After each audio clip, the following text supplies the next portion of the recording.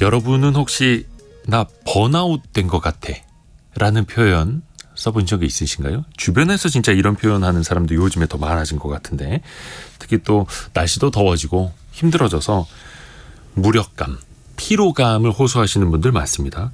자, 근데 이게 과연 번아웃에 해당이 될지, 만약에 그게 맞다면 어떻게 이겨내야 될지 같이 한번 고민해 보시죠.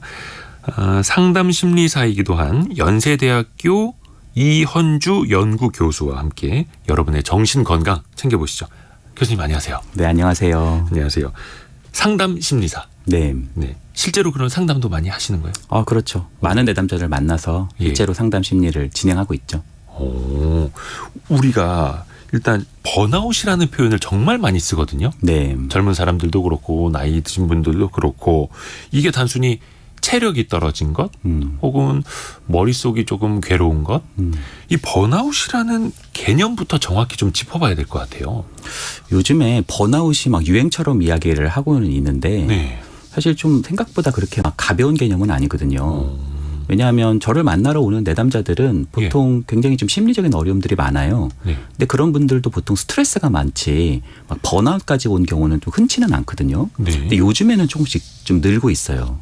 근데 이제 번아웃이라는 게 크게 두 가지 측면이 있어요. 뭐가 있냐면 첫 번째는 스트레스가 좀 과다한 거예요. 네. 이걸 많은 사람들이 번아웃이라고 오해를 하세요. 근데 네. 그거는 좀 스트레스가 지금 많은 거다라고 좀 보실 수 있고, 네.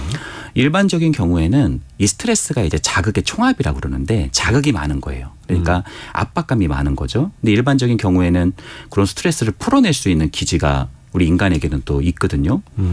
근데 여기서 한계가 더 들어오는 겁니다. 그게 뭐냐면 현실과 이상의 괴리예요. 현실과 이상의 괴리. 소위 현타 온다고 하죠. 예. 뭐 예를 들자면 이런 겁니다. 내가 뭐 작가가 되기로 했어요. 예. 그래서 나는 이제 그게 꿈이 작가였는데 작가가 된 거예요. 네네네. 그래서 너무나 기쁘고 막 좋잖아요. 예. 그래서 엄청나게 스트레스를 받으면서 엄청나게 달려갔어요. 예. 나는 엄청난 유명한 작가가 될 거다. 해리포터 같은 작품을 쓰겠다. 근데 써봤는데 조회수가, 웹소설을 써봤는데 거의 없는 거예요. 내가 경찰관이 되면 막 범인 다 잡을 줄 알았는데 가보니까 그냥 행정 업무만 계속 하고 있는 거예요. 내가 회사에서 엄청난 역할을 할 줄 알았는데 자꾸 복사만 하고 있는 거예요. 그러니까 스트레스가 많은 상황에서 내가 원래 처음에 출발했던 어떤 열정이라든지 성취감 같은 것을 잊어버리게 된 상태. 소위 아주 간단하게 말하자면 인생에는 두 가지 축이 있거든요. 네. 즐거움과 의미라고 하는 축이 무너진 상태라고 말씀드릴 수 있습니다. 즐거움을 느끼지 못하고 뭔가 의미도 찾지 못하는 상태. 그렇죠. 그냥 단순히 몸이 힘들다 혹은 스트레스가 많이 쌓였다, 그것 자체가 번아웃이 아니라 그렇죠. 뭔가 되게 무미건조하고 삶의 의미가 없어지고 이럴 때 오히려 더 번아웃에 가까운 거네요. 그렇죠. 근데 스트레스가 많이 쌓여도 빨리빨리 또 해소를 하면은 그건 또 번아웃으로 가지 않는 거고요. 그렇죠. 그럴 수 있죠. 혹시 유독 번아웃을 쉽게 경험하는 사람의 유형이라든지 환경이라든지 그런 것도 있을까요? 일단 우리가 상담심리사들이니까 네. 보통 심리적인 거를 많이 이제 저희가 물어볼 것 같잖아요. 네. 근데 사실 그렇다기보다는 보통 환경을 많이 물어봐요. 네. 예를 들자면 자연은 얼마큼 보는지를 물어봅니다. 자연이요? 자연. 예를 들자면 커튼을 얼마나 걷는지, 내가 야외에 나가서 산책 같은 거 얼마나 하는지, 출퇴근 시간이 얼만큼 좀 빡빡하고 압박감이 많은지. 예. 사실 그 출퇴근 시간이 길어지면 저희가 우스갯소리로 줄어드는 게 있다고 해요. 출퇴근 시간이 너무나 힘들고 지하철에 사람이 너무 많아지면 네네네. 우리가 이제 우스갯소리로 수명이 줄어든다고 해요. 수명이 줄어들고 수명. 힘드니까. 그렇죠. 너무너무나 거기가 빡빡하고 압박감이 세니까. 그쵸. 그러니까 어떻게 보면 환경적으로 너무 압박감이 강한 환경 속에 내가 자꾸 노출되다 보면 어느 순간 내가 되게 취약해질 수 있고요. 또 개인적인 요인으로는 성격 검사 중에 빅5 검사라는 게 있어요. 네. 요즘 우리 그 시청자분들이나 우리 구독자분들께서도 많은 분들이 MBTI 검사 이런 거 많이 하시잖아요. 네네네. 근데 사실 성격 검사 중에서 가장 우리가 통계적으로 신뢰도도 있고 또 타당도도 구축되어 있는 검사를 우리가 빅5 검사라고 하는데 예. 성격을 5가지 요인으로 나누거든요. 네. 근데 그 5가지 중에 신경증이라고 하는 것이 하나 있습니다. 신경증. 네, 신경증이라는 게 있습니다. 그 신경증이 좀 높은 사람들이 있어요. 신경증 자체가. 이게 막 신경질 잘 내고 이런 사람들이 예민하고. 기질. 그렇죠. 예민하고 좀 불안하고. 예. 그냥 간단하게 얘기하자면 그냥 생각이 많은 사람들이에요. 우리가 보통 생각을 하면 긍정적 생각이 많지 않잖아요. 생각보다 부정적인 생각이 많잖아요. 생각은 할수록 복잡해지죠. 그렇죠. 뭐 뉴스를 봐도 긍정적인 뉴스 별로 없잖아요. 부정적인 뉴스 천지잖아요. 아, 그렇죠, 그렇죠. 그러니까 자기 스스로 계속 부정적 생각을 하다 보면 어떻게 보면 조금 나 스스로가 좀 취약해질 수 있는 그런 토대가 있을 수 있죠. 예민하고 불안하고 평소에 생각이 많은 사람일수록 번아웃에 빠질 가능성이 조금 더 있는 거네요. 네. 송대현님의 질문인데 혹시 번아웃이라는 걸 외래어로 꼭 표현해야 할까요? 이게 어떤 뭐 학계에서 통용되는 이름인가요? 번아웃이라는 게? 뭐 지금까지 질병까지는 아닌데 네. 얼마든지 지금은 현상으로 있다라고 우리가 지금은 어느 정도 정의를 내리고 있어요. 네. 왜냐하면 그 현상이 워낙 많으니까. 근데 그거를 꼭 우리나라 말로 번역해서 저는 써도 좋다고 생각합니다. 우리나라 말로 번역하면 소진 또는 탈진 이렇게 말씀드려도 돼요. 근데 많은 분들이 번아웃을 정신적 소진이라고 많이 생각하거든요. 그거 아니었나요?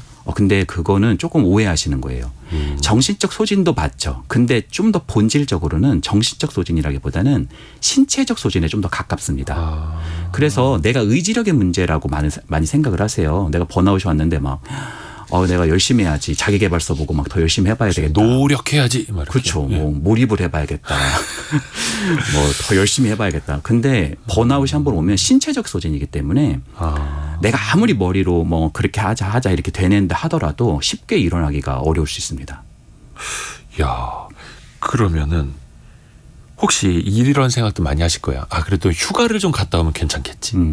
내가 지금 하고 있는 일 너무 힘든데 그냥 이 일을 때려쳐 볼까? 직장을 그만두면 나아질까? 생각하시는 분들에게는 그게 해법이 될 수 있을까요? 일단 우리가 직장을 그만두려고 하면 월급 들어오고, 그렇죠? 그만두려고 하면 월급 들어오고. 그렇죠, 그렇죠. 내가 경제적 자유만 있으면 진짜 이거 그만 다닐 텐데. 근데 많은 경우에는 사실 직장을 관두면 처음에는 허니문 기간이 있어요. 좋죠. 며칠은 좋겠죠. 네, 좋아요. 늦잠 자도 되고. 막. 네, 근데 3개월 이내에 이전보다 더 강한 불안이 증폭되기 시작을 합니다. 돈 벌어야 되는데. 그렇죠. 그것도 있지만 사실 안 좋은 조직이어도 소속이라는 게 있잖아요. 근데 네. 내가 소속이 없이 아예 배타된다라는 것은 가장 강력한 불안을 엄습하게 합니다. 소속감이 없는 것. 그리고 휴가도 마찬가지예요. 내가 한 달 동안 뭐 해외를 갔다 오자 뭐 이렇게 해서 해외를 갔다 오잖아요. 네. 그러면 더 가기 싫어요.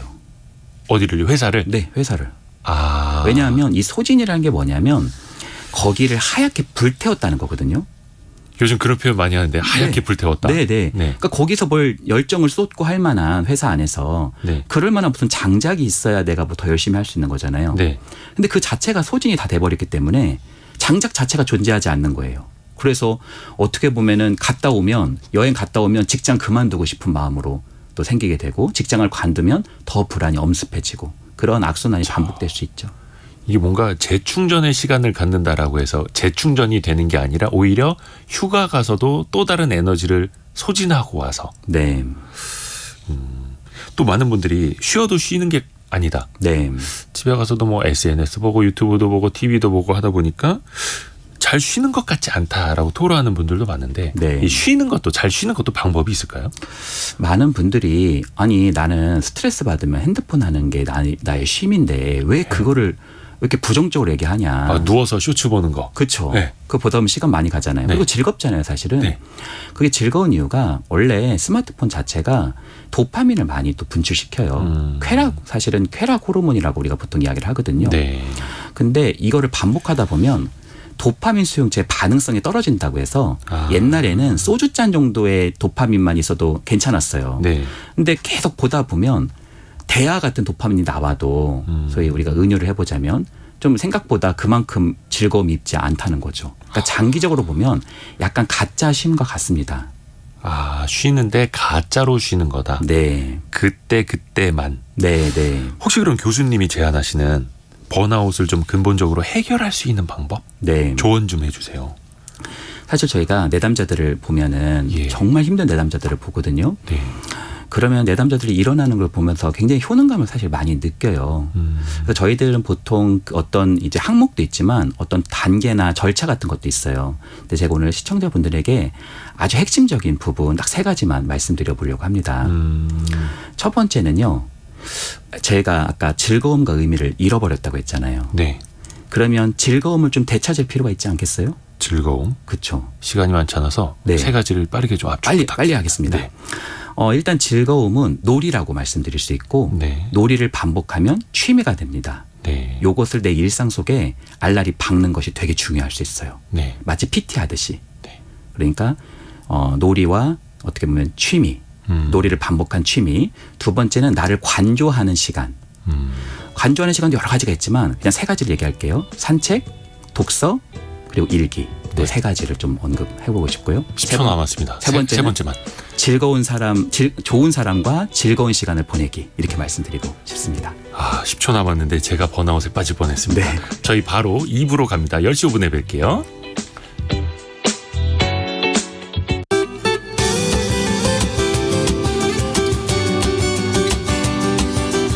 KBS 장애인식 개선 캠페인 서울시 농아인협회 서대문구 지회장 김봉관입니다.